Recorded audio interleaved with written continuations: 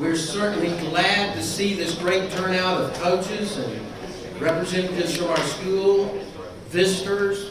We want to welcome everyone here. This is our third annual Coaches Conference. We decided this year, and I guess before I get started, where's Brian Humphrey, our athletic director? Raise your hand, Brian. Let's give him a round of applause. Brian Humphrey and Miss Cherry Manchester worked very, very hard to pull this event together, and I want to thank them for their efforts, but I also want to acknowledge you for sacrificing part of a day to be with us. This is very, very important. We feel like to get together to talk about things that have been for a long, long time and things that may be new and something that will present you with different challenges and for the next year. As we move forward, I'd like to introduce a person that's very important to the success of this school district, has goals and visions that just exceed expectations every year. Like I say, we don't know of another district that pulls coaches together like this district. Brian decided that it would be a good thing to have middle schools one day, high schools another day, so that we can kind of focus and generate some intensity with our subject area.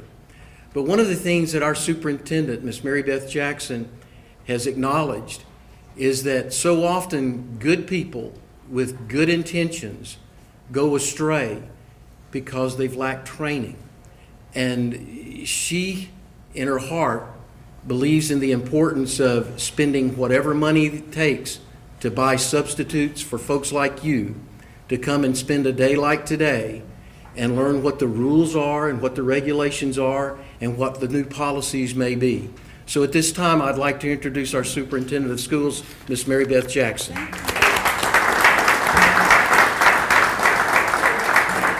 Good morning. I don't know about you, but this is such a beautiful day. I have had several suggestions that next year we'll do this at the beach.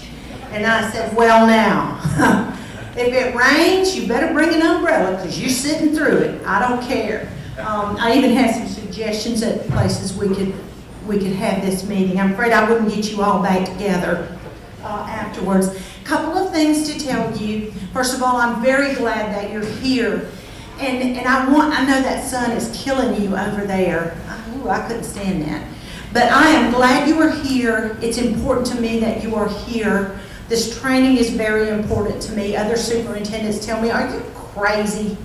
Why would you spend money on that? I said, do you mean to tell me in your school district your coaches are not partners with you in education? Well, they do sports. I said, oh. That's where you're wrong. And I want to tell you a quick little story. I'm old as dirt, okay, so I've been around a long time. But Andy Johnson's older than I am, so, you know, that's all I can tell you. I remember 30 years ago when I was a brand spanking new teacher. You know, just thought I had it whipped. Well, first period, world history, I had the defensive line of the football team in my class. That's all I got to say about that, I'm sure. And these young men were great kids. I'm still in touch with them. Some of them are grandparents by now, but I'm still in touch with those guys. And I can remember being scared to death. Scared to death. So these gentlemen decided that, you know, like all young men, it might be time to test out the new teacher. And they did. They certainly did. And I got to thinking, I said, now Mary Beth, you got to be smarter than these guys. You can't just scream and yell. You got to be smarter than they are. So I was in the lounge one day getting my mail out of my mailbox.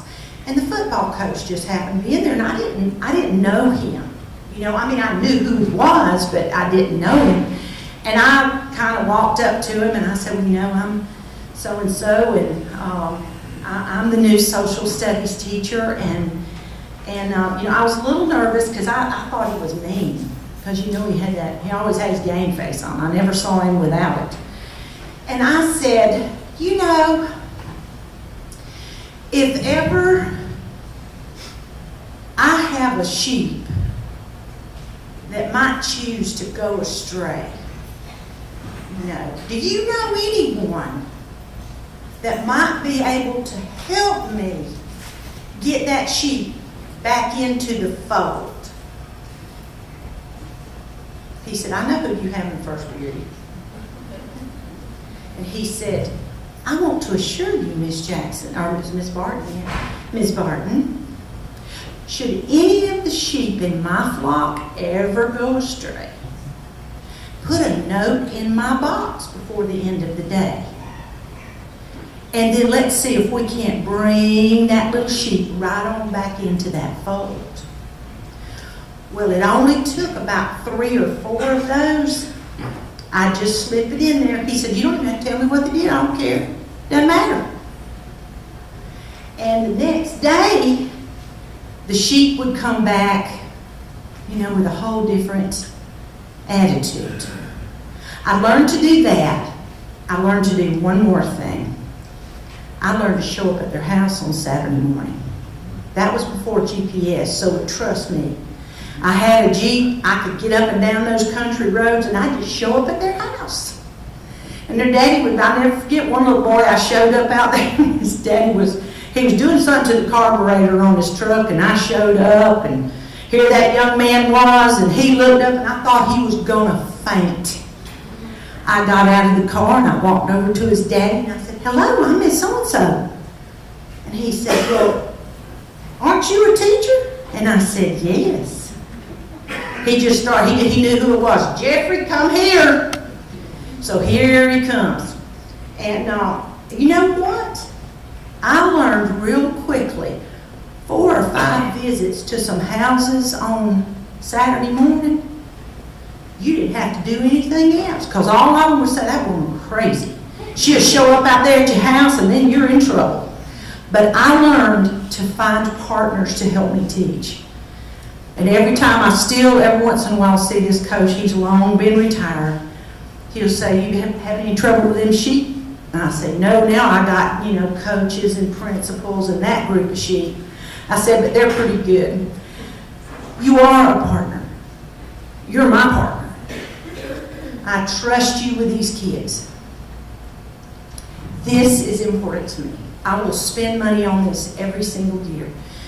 You may not like it, and you may be saying really bad things about me because you have to come, but I'm okay with that. Hey, I've had worse said, trust me.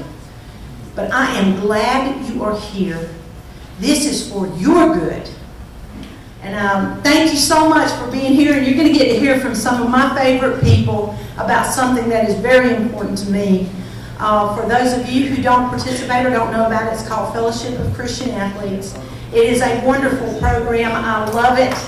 And these are my friends, and I hope that you will listen up. Thank you very much, and have fun.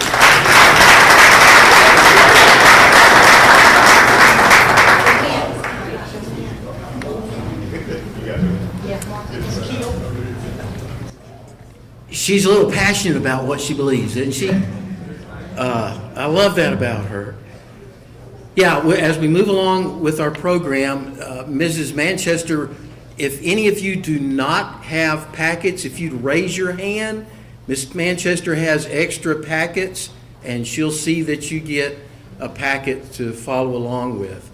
As we move forward, we do have some special guests with us here today, representing 3 different organizations. From our #1 in the state, nationally recognized sheriff's office is our sheriff, Larry Ashley. From the All Sports Association, providing support to schools and scholarship, Bernard Johnson. And to the aforementioned Fellowship of Christian Athletes, Michelle Carmichael. These good people have a presentation they'd like to share with you. I'm not stepping up there. I will fall. I just want to thank you guys for the opportunity to be here, and I wanted to tell you a little bit about the Fellowship of Christian Athletes. We're a part of your community. We're a part of your partnership. We want to be a part of your team. We want to help you with the life skills that our students need. We want to help you with the influence and the recognition that they also get to make on and off that campus, on and off those fields. We recognize these students with FCA Influence Awards, and I think that several of you guys have taken advantage of that opportunity of recognizing a student that shines that influence. And what is that influence? That influence is strong integrity, that teamwork, that service to the team, and the excellence in the sports. So I want to thank you guys for that opportunity to allow me to serve you guys with those awards and for being a part of your opportunity of having that as a part of your award ceremony. I want to let you know also that we have huddles on our campuses. And our huddles on our campuses are really important to our students. These huddles represent unity. These huddles represent a Christian values that these kids need today. You know, we can give them hope, we can give them strength, we can give them courage, we can give them the resources to equip them to do the right thing. But we all know that we're going to fall short a little bit every time if we don't have the strong Christian values and we don't have God in our life. So what we offer them through the Fellowship of Christian Athletes is a huddle. And that huddle is a resource for them to be on campus as a club, in a club environment. And that club environment is also to be in leadership. What that leadership looks like is those students will step out into an environment that is a little bit uncomfortable for them. It's with their peers. But those students will be the leaders of tomorrow. We need those students to be equipped on campus now on how to be strong leaders and how to stand with good morals, good values, and with integrity. We have a lot of things that we offer our students. We offer our students that unity, but we also offer them the outreach opportunity. That's a mission field for them. That's an opportunity for them to reach out to their peers and help them up, the ones that don't have the good leadership qualities. We value that. We want to instill those leadership qualities in those students. We also embrace the community. The community supports us, and in return, we support you guys. We have character coaches and a character coach incentive that we've just started this year, and it's going beautifully. So if you are interested in a character coach on your team, please let me know, for girls or guys. We've got community people that would love to be a part of that. It's totally different than a team chaplain. We value the character coaches because they really instill the incentive of good morals, good character, good integrity. So they will be more focusing on their character and will be a life coach for them while you can coach them in their sports. So I want to thank you guys for that opportunity, and I just wanted to let you know that the two events that we do through the year is All Sports FCA Breakfast, and we get to celebrate, and the second one is the Night of Integrity. Just a little follow-up on their remarks. You do teach character. You do teach integrity.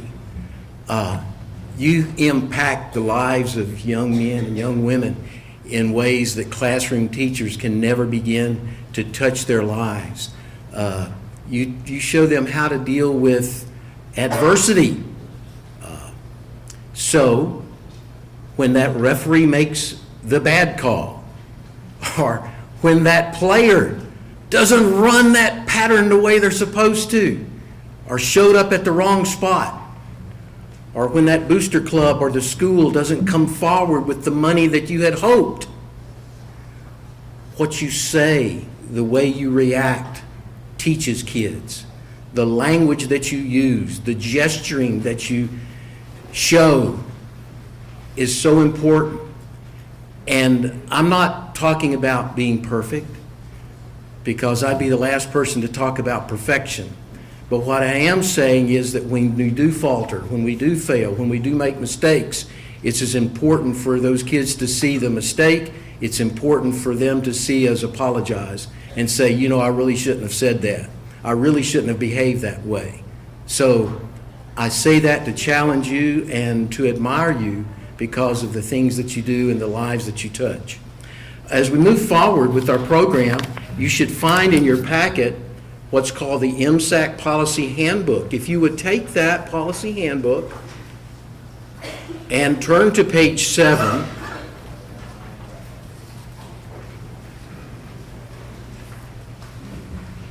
when you turn to page 7, we're going to go over its School Board Policy 4-17. The reason there's middle school athletics and the reason there is an MSAC, our middle school athletic conference, is because in the beginning there was school board policy. All right? So that being said, what we want to do is let's take a time, it's something we've never done before, but let's look at the school board policy that created middle school extracurricular activities, including athletics, and our middle school athletic conference. School Board Policy 417. We're going to take the time. It's important that all of you know that athletics in this county is driven by school board policy. Number A, middle school students must meet eligibility and participation guidelines listed below to be eligible to participate in extracurricular activities. The point there is the school does not establish eligibility. There's nothing at the school level that can be done about eligibility. It's established and created in school board policy. B, eligibility of athletes will be reported by the principal to the superintendent's designee 5 school days prior to the first contest of the season. Once a student has been reported for eligibility in a particular activity, he or she may not be eligible in any other activity until the season for the activity in which he or she was reported eligible has ended. That's per state law and is now board policy, okay? So practice, tryouts are included in participation.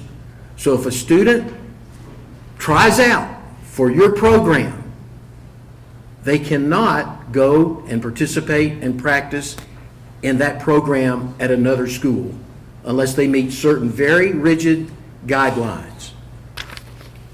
C, the limit of eligibility for each student shall be 6 consecutive semesters from the time the student initially entered the 6th grade. For 5th grade students who are enrolled in a middle school, the limit of eligibility for each student shall be 8 consecutive semesters from the time the student initially entered the 5th grade. D, all middle school students who participate in extracurricular activities must maintain a minimum 2.0 grade point average on 4.0 scale, or its equivalent, and pass 5 subjects for the grading period immediately preceding participation, or student eligibility for the first grading period of each new school year shall be based on passing 5 subjects and maintaining the required GPA for the previous school year.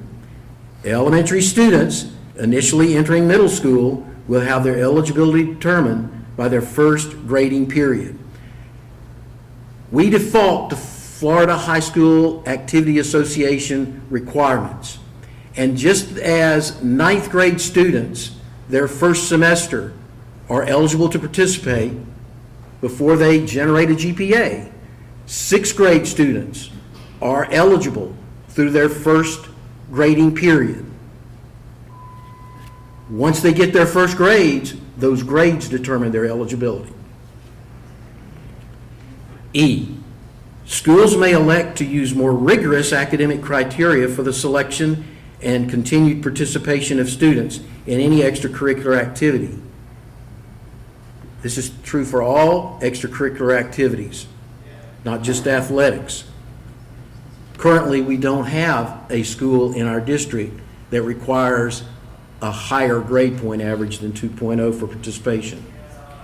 F, any student who becomes 15 years of age on or after September 1 may participate in interscholastic athletics during the entire school year so far as age is concerned. However, any student who becomes 15 on or before August 31 shall be ineligible for further participation in interscholastic activities. G, middle school students in the 8th grade will be prohibited from participating in senior high school activities before the last day of school for students. Tryouts for cheerleading, tryouts for band, possibly, tryouts for dance, and only the tryouts are the activities in high school that 8th grade students may participate in.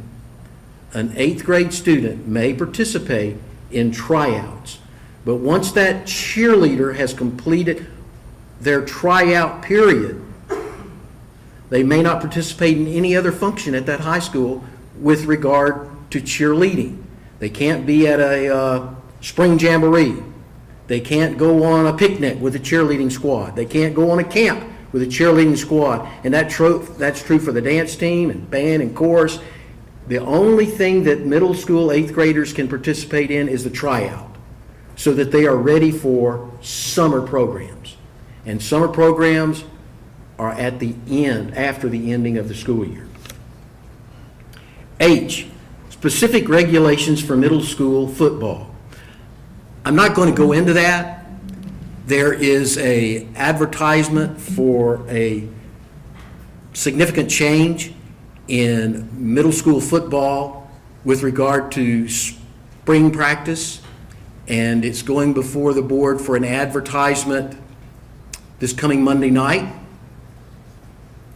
2 weeks later, there's a public hearing and it'll be voted on. And at that time, we'll spend some time with our athletic directors and principals. We're hoping that this recommendation from MSAC passes. And if it passes, there'll be some additional changes to this MSAC manual. All right, next page. I. This is important that you know that this is in school board policy, this next item. Review committee. The middle school principals and a district staff member, which is Mr. Humphrey, appointed by the superintendent, shall serve as a standing committee to review and rule on matters concerning middle school activities. First, allegations of violations of this policy will be filed in writing with the committee. 2, the staff member appointed by the superintendent will investigate the allegation. 3, the findings of the investigation the findings of the investigator appointed by the superintendent, which again is Mr. Humphrey, will be presented to the review committee, which is our middle school principals, and they shall have the authority to A, rule on student eligibility, B, make recommendations to the superintendent and school board for disciplinary actions. Such recommendations must include minimal recommended fines, penalties, or personnel actions. The recommended disciplinary actions may include personnel actions included but not limited to suspensions, monetary fines against employees which shall not exceed $250 per violation, penalties against schools including but not limited to forfeiture of games. 4, rulings of the committee regarding eligibility may be appealed to the school board through the superintendent. J, additional regulations. The provisions of the Florida High School Activities Association covering middle schools shall guide the review committee and as it considers issues not specifically stated above. And then K, our middle school sports activities, the sports season guidelines. Basically what this says without reading them is that our MSAC regulates the dates of our seasons. Down at the bottom, 2 notes. 1, sports seasons guidelines are subject to change per board approval in the event of extenuating circumstances. Note, if any conflicts exist between this policy and state or federal law, the provisions of the law shall prevail. All right, this is currently our school board's policy. It supersedes anything that's in MSAC.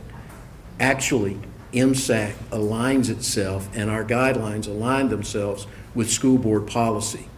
So we felt that it was important that we at least take the time to let you know that our activities, extracurricular, are all outlined in school board policy. At this time, Mr. Humphrey, I believe we're going to have a comprehensive review of the policy handbook that they already have out. Is that right? So, Mr. Massey's up.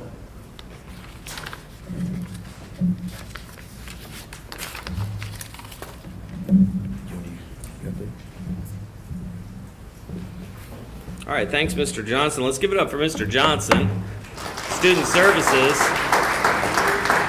Whenever I call his office, he's like this. He's just so calm all the time. I wish I could be that way. I want to welcome all of our Okaloosa coaches to this meeting. My name's Gary Massey. I'm the principal at Shoal River Middle School and also the president of MSAC, or president of MSAC, which is the middle school's, Okaloosa Middle School Athletic Conference. I want to start by saying, it's a complete honor to be here to speak in front of this group of coaches. I hope you understand the impact that you have with your student athletes. Without you, many of them would go astray, as spoken previously. And I think it's important for us to have a clear vision for our student athletes on where we want them to go, and be proactive and intentional in getting there. So hopefully we can work towards that. For our newer coaches, find a mentor. A lot of these seasoned coaches, I won't say older, have a lot of insight that they can share with you. So find them. Our athletic directors, in particular, I have Coach Buckaloo, is a great resource. So see your athletic directors for help. Now, what the heck is MSAC? MSAC, the MSAC committee is comprised of principals from various schools, middle schools in Okaloosa County, including Bruner, Davidson, Destin, Lewis, Meigs, Pryor, Shoal River, Ruckle, and Baker, along with the superintendent's designee, Brian Humphrey. The philosophy of the MSAC committee is to serve our middle school students while promoting good character and good values. We wish to challenge our students, student athletes, on and off the field. I believe if we develop each individual athlete, the wins will soon follow. In your folder, you have your MSAC policy handbook, which you probably have out at this time. We're not going to be reading the entire manual, but we will be highlighting a great deal of it that's important. We do expect middle school coaches to be familiar with the content and to have it close by as a resource at all times. The policies found in the handbook are dictated by law and school board policy. We use the Florida High School Athletic Association guidelines as a default for the bulk of rules not covered by law or school board policy. The MSAC committee regularly meets to review and adopt changes as needed. Page 4 will outline the responsibilities and procedures the committee follows. So I want to talk a minute about the questions and concerns that may come up about policies that are found in the MSAC manual and what we should do when those questions come up. As with any organization, we have a chain of command to follow in order to answer any questions or concerns that come up at the lowest appropriate level. The first step is to review your MSAC handbook. That's why we want it to be close by. Should a question or concern remain, then follow the following chain of command. If you're an assistant coach, you should be speaking to the head coach. Head coaches should speak to the athletic directors. Athletic directors speak to the school site principal, and the school site principal will call Brian Humphrey with any concerns or questions. Mr. Humphrey will direct that principal to the MSAC president, myself, if an item needs to be added to the agenda for discussion at the next MSAC committee meeting. We review and change policies monthly, I would say. So if you see a mistake, you have a concern, please bring it forward. This is a document that's fluid and constantly being improved. That's all I have, unless you have any questions. Any questions about the MSAC manual, policy, committee members? I want to thank you for your attention. It's been a pleasure again to speak in front of such a great group of coaches from Okaloosa County. The next speaker was my mentor, and as I entered the world of administration at Ruckle Middle School, he taught me a great deal, and if you pay attention, he can teach you a great deal as well. He is a former MSAC president, former football coach, and current principal of Ruckle Middle School, the infamous Paul Whidden.